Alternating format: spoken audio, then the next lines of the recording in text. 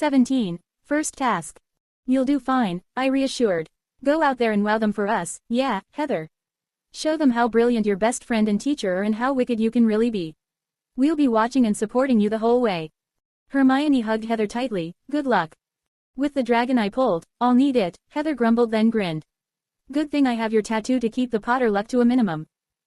Hermione wrung her hands in worry. Oh, I just hope it works. Aye, what if it doesn't and I let you down? What if you get hurt? Oh, it'd be horrible. Are you sure you have to go out there? She does, Hermione, I cut in. We went over the tournament's rules together. So long as Heather's bound to the goblet, she has to at least show up to the tasks. She doesn't have to win or even do well though. So, Heather, focus on staying alive. Heather snorted, I'll do more than that. Watch me ace this thing without even drawing my wand.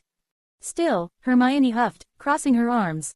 Nesting dragons. Honestly, are the tournament's organizers insane or just daft? Yes, I deadpanned, yes to both. One of those daft morons we were talking about, Crouch if I remembered correctly, growled in the background, watch yourself, White.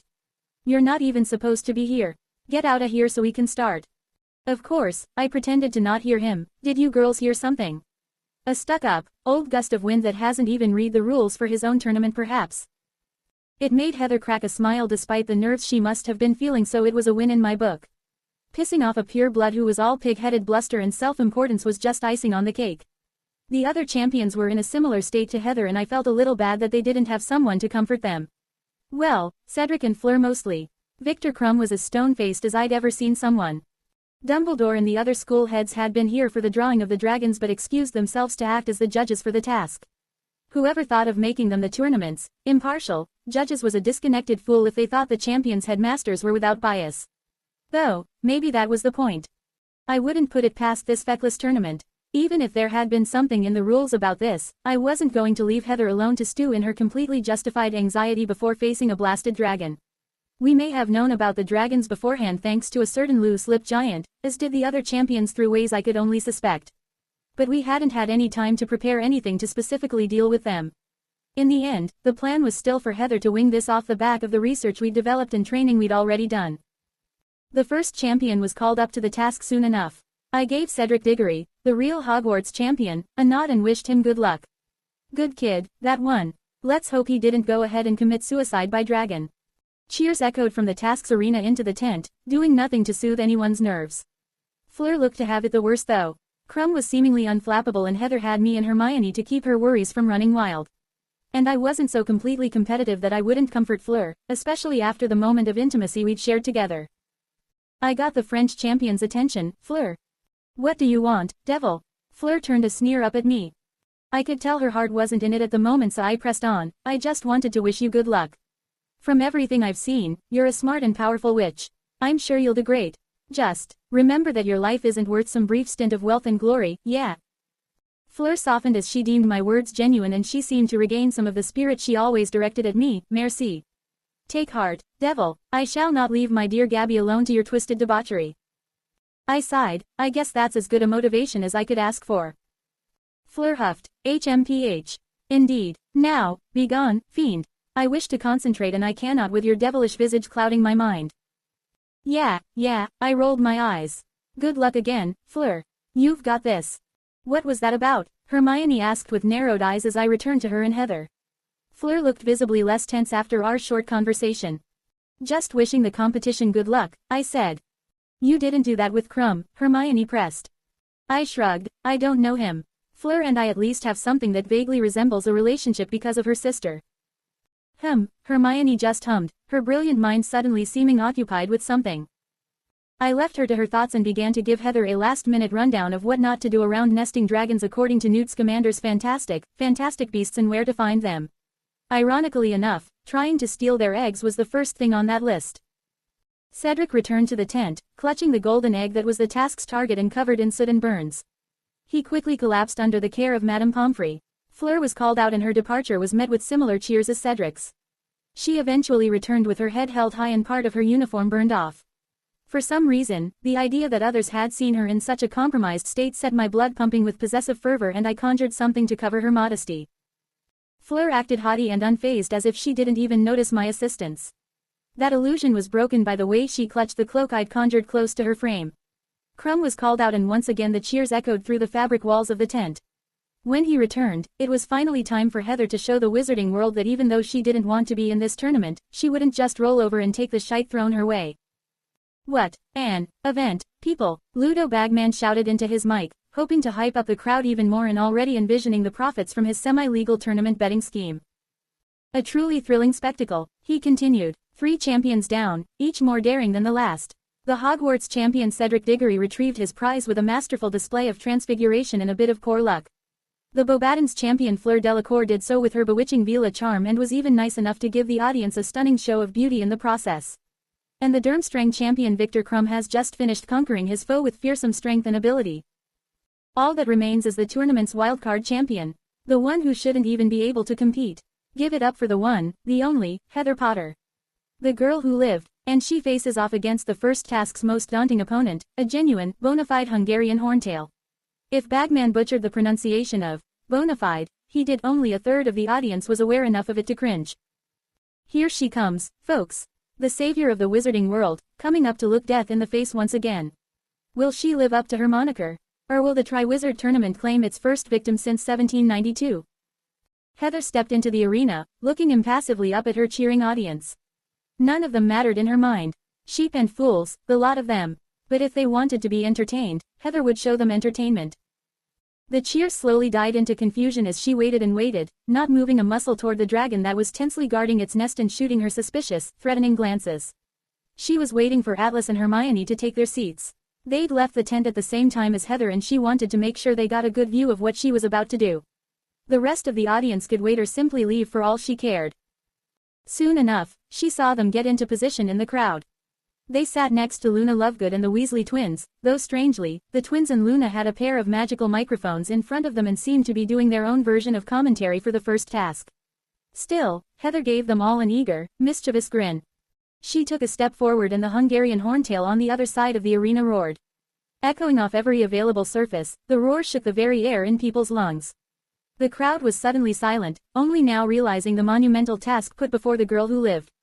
Compared to the other 3 dragons before it, the horntail was akin to an unforgivable over a simple blasting curse. It was primed to kill and die to defend its nest. And yet, faced with the most dangerous breed of dragon in its most dangerous state of mind, Heather was undeterred, completely confident in the people she had on her side and the advantage she, Atlas, and Hermione had developed together. My word, Bagman stuttered, forgetting his showmanship for a brief moment even though he was completely safe from the dragon. He quickly regained his grove. What an awesome beast. Let's give a round of applause for Heather Potter's Gryffindor courage. Heather scoffed internally as she continued putting one foot in front of the other. Yeah, make the rest of the school resent me more, why don't ya? Not like this takes just as much Hufflepuff trust and teamwork, Ravenclaw smarts, and Slytherin preparation or anything. She stopped in the center of the arena and slowly directed her magic into the wicked runic tattoo on her back. She's collecting herself, folks, let's see what she'll, Bagman commentated, by Merlin's wrinkled staff. My eyes, what was that, an overpowered Lumos charm? It was not, but it was meant to blind so in that regard, it served its purpose. Lighting sprung between Heather's fingers, gathered and powered by the runes printed on her skin. In an instant, it arced upward, connecting Heather to the heavens for the briefest of moments. Brilliant white light filled the arena, temporarily blinding everyone in the stands. A crack that sounded like God's clapping echoed out into the Scottish Highlands. As quickly as it came, the light was gone. With it, Heather had disappeared from her spot on the arena floor. Wizards and dragon alike blinked spots out of their eyes. When it could see again, the dragon instantly began scanning for its foe. Heather was nowhere to be found. Where has she gone? Bagman exclaimed. Has she cut and run? A shameful display of cowardice from the girl who lived. Unseen by the crowd and the dragon, Heather crept closer to the nest in the center of the arena. Her disillusioned form barely rippled the air around her. Unfortunately, the dragon had other advantages than just its eyes. Sniffing the air, it roared. Its head swiveled and locked onto Heather's scent. Chained down as it was, the dragon had no choice but to breathe in Heather's direction. And breathe it did. Waves of flame flowed out of the Hungarian horntail's mouth, washing over Heather and silhouetting her invisible form with fire. Goodness me, there she is. A cunning trick but not one that's paid off. Bagman said. Someone call a Mediwitch because I'm sure she'll need one after being barbecued like that. Given her current situation, Heather was surprisingly calm. Flames rolled around her and yet she could only feel a soothing heat. It was almost comforting in the weirdest of ways. Still, the dragon's fire barely bothered her runic protections. Feeling that, Heather simply dropped her disillusioned charm. To the crowd and the dragon, she appeared in the midst of a sea of flames, unfazed and unharmed. The gasps of thrilled terror from the crowd were silenced immediately. I don't believe it, Bagman stuttered in shock. She's just walking, menacingly. What sorcery is this? The flame-freezing charm doesn't work on dragonfire. Heather kept walking toward the nest and her goal. She even stopped for a moment to check her nails, putting on a deliberately nonchalant act for her audience. Even a dragon's breath will eventually run out. The magical flames around Heather sputtered and died, leaving her without even a speck of sod on her body. That was rather rude, Heather said, still acting as if she was checking her nails. Cool as a flobberworm under pressure. Bagman's showmanship quickly re-emerged. What's she saying? Someone cast a sonorous on her. Heather's next words were magnified many times as 3 charms hit her simultaneously, even more missed. Her protections deemed them non-harmful and let them through. Her voice boomed, making the audience cover their ears, and the horntail recoil with a roar that almost sounded like a yelp. I just want that bit of gold in your nest, after all. I'm sure we could have done this peacefully. Oh well, my turn Tilda. Heather's act dropped and her grin grew mischievous and malicious. AHCK, too much, Bagman shouted and the anonymous spellcasters cancelled their spells. But the damage was already done. The crowd was struck half-deaf and the dragon was swaying in place. To the horntail, Heather's words sounded like the roar of another, much more powerful dragon. It cowered, trying desperately to guard its nest against an imaginary foe. Once again, Heather channeled magic into her runic tattoo. This time, though, she activated her favorite of its abilities. Heather quite literally couldn't thank Hermione enough for making it so she could fly under her own power. She slowly rose into the air, held aloft by magic and willpower. She's flying, without a broom. How in the name of magic? She hasn't even drawn her wand.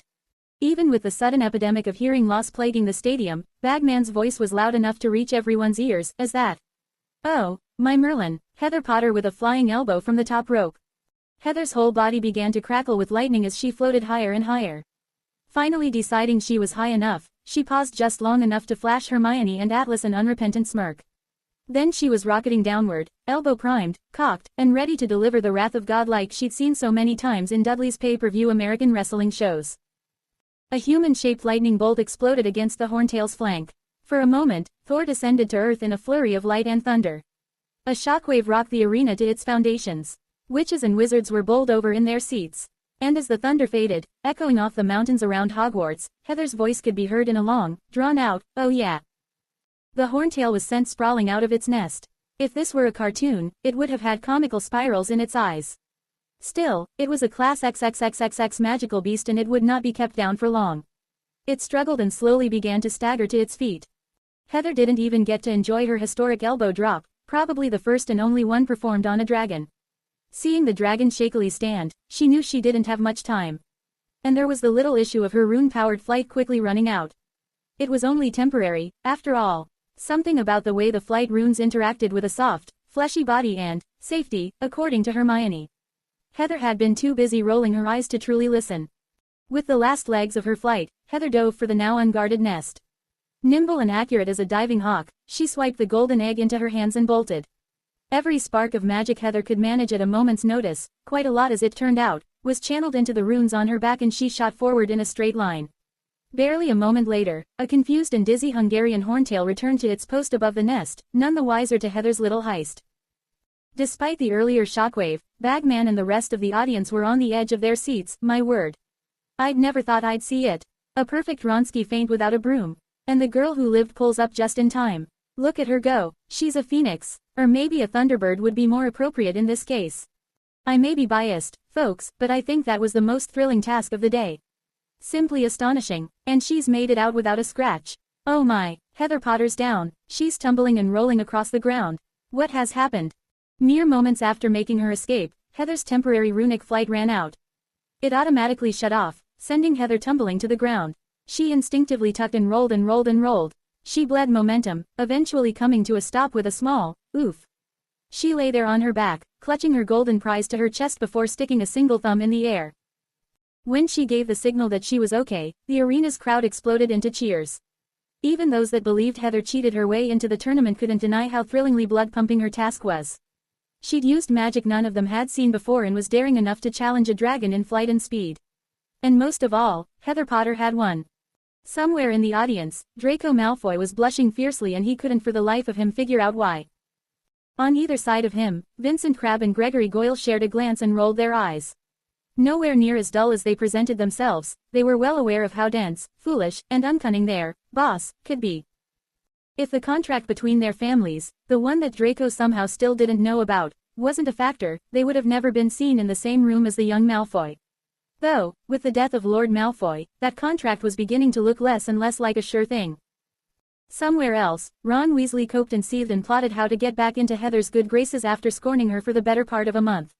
He had no idea he never was particularly in her good graces, and that fact wouldn't have stopped him anyway. Though perhaps not the most intelligent or skilled of his siblings, Ronald Weasley was by far the most stubborn. Elsewhere still, Alistair Moody, or a man who looked quite like him, grunted, "Clever brat. Well, I can't have dying easy anyway." In the judge's box, Igor Karkaroff hummed to himself, possibilities sprouting in his mind. Interesting. I suppose this trip and tournament was not a complete waste of time after all. Dumbledore's threat of reprisal was swift and thorough. "Igor, if you so much as look at one of my students with the intention of recruiting them, consensually or not, you will leave Britain in multiple pieces. Still alive pieces, mind you. And I guarantee, unlike a certain nursery rhyme, you shall not be put back together again." Karkaroff snorted to hide the visceral fear that the greatest wizard of the past 2 centuries inspired in him. Message received. Students off limits. I like my pieces connected. They will stay that way. Suddenly, Dumbledore was back to his usual genial, grandfatherly self. "So glad we could come to an understanding, Igor. Care for a pocket drop?" "Avat," Karkaroff sneered in confusion. "A pocket drop," Dumbledore cheerfully and helpfully explained. "A lemon drop I've been keeping in my pocket for, well, I don't actually know how long. I strongly believe you will want one though." There was a certain vindictive undertone to Dumbledore's happy words that sent a chill down Karkaroff's spine. "Dee-da, I would like a pocket drop." Karkaroff took the offered pocket drop with a sour face. That expression only deepened as he forced himself to eat said lemon and lint-scented pocket drop. Suddenly and inexplicably, Karkaroff felt like a cat spitting up a hairball. Alongside this strange interaction, Bartemius Crouch SNR was dramatically pale and looked faint. "Good Merlin. 3 close calls and it's only the first task. The girl who lived walked through Dragonfire, for goodness sake. This may have been a terrible idea." "Why, Bartemius, my boy," Dumbledore said, barely hiding his twinkling condescension. "I told you that many times over the summer. Still, you, bagman, and the minister would not listen to reason. I believe the expression is, you reap what you sow." Outside the judge's box and back in the arena's stands, Luna and the Weasley twins broadcasted commentary for those with enough sense to know that Ludo Bagman was a scheming buffoon. It had been Luna's idea, but the twins were more than willing to go along with it and give her a spot next to them. And the Wollygonkers go wild. Luna's voice was filled with enthusiastic oddity as she made references and comparisons that none but her understood. "Heather Potter snatches the golden egg like it's a snitch. Just like our match against Slytherin in her first year," George exclaimed, running with Luna's eccentricity. "She seems to have forgotten a key bit of equipment, though, brother dearest," Fred added. "She doesn't need it," Luna cut back in. "She's like a niffler in the wind." "Too true, my starry-eyed friend," George agreed. "Heather's got an eye for gold and that egg was in her sights." "Makes me so proud," Fred wiped a fake tear from his eye. "Oh, they grow up so fast. One day, they're fighting a basilisk, and the next, they're pulling the prank of the century on a dragon." George played the straight man. "Seems to me that this is a step down from that first adventure." Fred blinked. "Oh, I guess you're right. Perhaps little Heatherweather had already grown out of the nest by the time she came to Hogwarts," George suggested. "She'd have to have with all the fun she gets up to," Fred agreed. "Girl after our own heart, that one." "Indeed, oh brother oh mine. She's rather nice too," Luna added. "Not single a rackspert in those green eyes of hers. I'll bet she has a couple of, flibbledy-fickers though." Fred tried his best to humor her. Luna just pouted. "Don't steal my shtick. We've got a good thing going here. Don't ruin it like that." "Apologies for my insensitive twin, Luna Tuna. I dropped him on his head when we were babies. He just can't help but offend people," George excused. Luna feigned arrogance. "I guess I shall deign to forgive you. Don't let it happen again." "Many thanks, Ms. Lovegood, goodest of lovers," Fred declared, winning a giggle from Luna. Wait, when did Heather fall?" "Just a moment ago," Luna said. "Her crimson bovine wings wore off. Don't worry, though, Atlas and Hermione are going to help." Her what? Fred asked in complete confusion. George shrugged. Beats me. Hermione and I were out of our seats and making a beeline for the arena floor the moment Heather fell. We were probably the only ones expecting it to happen other than Heather. Hermione had been counting the seconds Heather had left on her flight under her breath. We hopped the barrier and I slowed our descent to the arena below with an almost negligent spell. No use using our own runic flight allocation. We weren't nearly as good with it as Heather was anyway. Bagman's annoying voice echoed out after us, "Hey, violation, they can't do that, can they?" I called up in reply, all my anger and frustration at the first task and the tournament coming out at once. "She's got her egg, which means the task is over. There's no way we're leaving her there, so you can go suck your own dick for all I care." Bagman sputtered vague noises of offense, but Dumbledore suddenly spoke up from the judge's box, cutting him off. "I'll allow it. Though, I do hope Mr. Bagman takes his autofellatio somewhere private." Thankfully, that quickly shut Bagman up, leaving me and Hermione to tend to Heather. Honestly, that man just pissed me off. He switched from calling Heather a coward to singing her praises in the blink of an eye. There was a good reason Heather was so done with the wizarding public, and I couldn't help but empathize. If I was in her place, I would have started throwing curses long ago. Heather, are you okay?"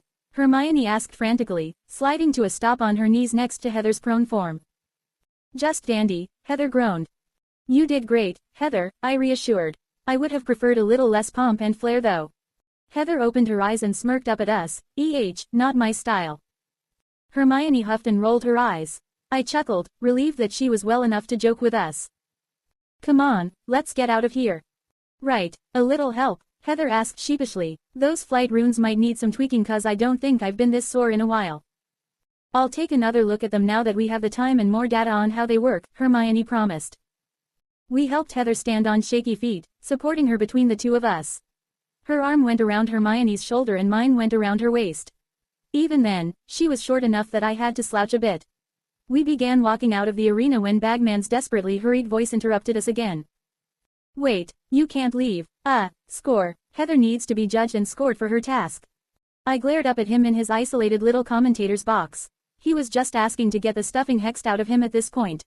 Even from the arena floor, I saw him flinch away from my glare. "Serve the fool right. Get on with it then," I shouted, making sure everyone there could feel how done I was with all of them, on Heather's behalf and my own. Unfortunately, I didn't get an excuse to hex Bagman into next week.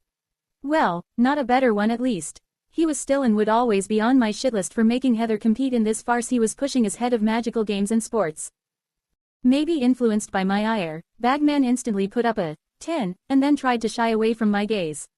Crouch and the headmasters went next, and Crouch gave Heather the lowest score of the bunch, a 6.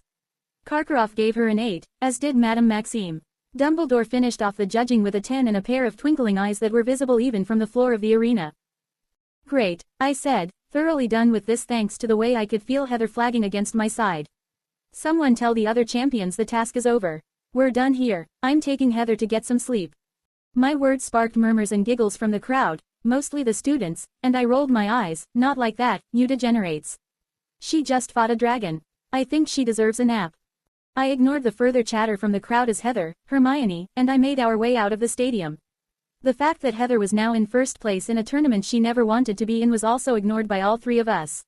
No one barred our exit, not even the dragon that Heather had tricked and elbow dropped. It seemed content to be left to its clutch. Whatever, let the qualified dragon handlers handle it. Once outside the stadium, we began making our way back to the castle only to be stopped by a garish-looking woman who claimed to be a reporter. "Rita Skeeter, I'm sure you've heard of me," she introduced herself. "Heather, it's Tilda, so good Tilda to see you again. You must tell me everything about your task." "I insist, Tilda." Her inflection when she spoke was grating on my nerves, so I cut in, "No comment. I'm sure Heather is in no mood to do an interview." "Oh." Skeeter seemed to ignore me and focus on me at the same time, still addressing Heather. "Who's your handsome older friend, Heather?" "Tilda. Atlas White, assistant professor for Hogwarts and Heather's chosen guardian, coach for the tournament." "Now, if you'll excuse," I said, trying to make a clean exit. Skeeter interrupted me. "Ooh Tilda, now you've caught my interest. Is that scandal I smell? My nose never lies when it comes to information like this, Tilda." I shook my head, quickly coming to the decision that I didn't like this woman. "No, I'm just trying to keep her alive through this tournament. Nothing more." "Come now Tilda, Atlas was it. You don't need to lie to me." Rita turned on a kind of oily charm. Give me a good story and Tilda, I'll make it worth your while, Tilda. Please don't, I refused steadfastly, not even trying to hide the shiver her words inspired. There's no story to tell here. Police, Skeeter scoffed, blocking our way when we tried to leave. You expect me to believe that? A young professor and his champion. This is gold just waiting to be exploited. Ahem, to be reported. I don't rightly care what you believe, I said, my voice growing terse. I've asked you nicely to leave us alone. If you continue pestering us, I'll be forced to take more drastic measures to ensure the safety of my students. Rita Skeeter's grin was practically bloodthirsty. I took it to mean she wouldn't be complying with my request. The way she inched closer, trying to box us in, only solidified that idea. And I was way past playing nice. My wand came up in a flash. The garish reporter was banished away from us, squawking as she went. Ropes were conjured and charmed to wrap around her. We left her there, trussed up from her mouth to her knees. Disgust was painted across Hermione's face. What a horrid woman. Heather let out an exhausted chuckle. Yeah, I think I'll need you to handle all my interactions with her in the future, Atlas. I can't tell you how much I wanted to do what you just did during the wand-weighing ceremony. Sure thing, I readily agreed. I don't know if I want you talking to her alone anyway. She gives me the creeps. I feel like she'd do anything for a story. We fell into silence for the rest of our journey back to the castle. Eventually, we were joined by Luna and the Weasley twins. The rest of the student audience trailed behind us, seemingly not brave enough to come to bother Heather. Waiting for us at the door of the castle was someone who actually deserved my attention, unlike a certain tied-up reporter.